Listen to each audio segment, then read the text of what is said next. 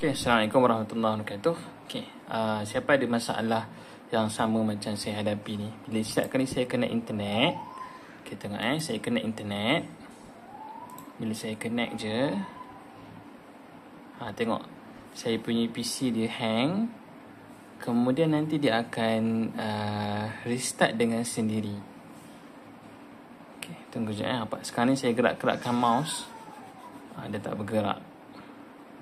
Dia macam tak bergerak langsung. Dia hang betul lah ni. Lepas tu dia keluar error ni.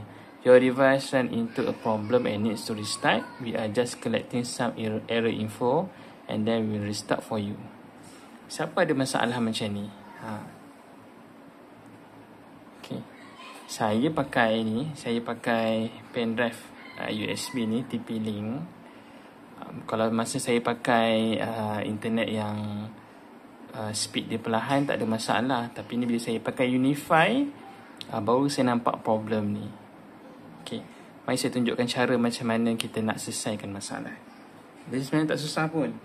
Tak perlu beli adapter yang baru. Okay, kejap saya connect saya punya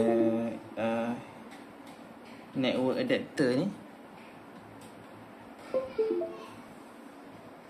Okay, tunggu dia menyanda kejap.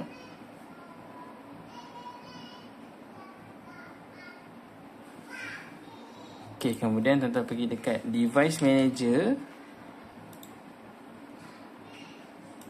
Okay, kemudian pergi dekat network adapters ni. Okay, nampak dekat sini ada TP-Link wireless adapter. Ni adapter yang saya gunakan tadi. Kemudian right click kat sini, properties. Kemudian pergi dekat advance, pergi dekat bandwidth ni.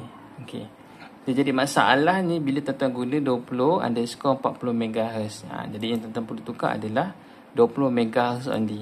Tekan 20 MHz. Kemudian klik saja OK kat sini. Okay, tunggu sekejap.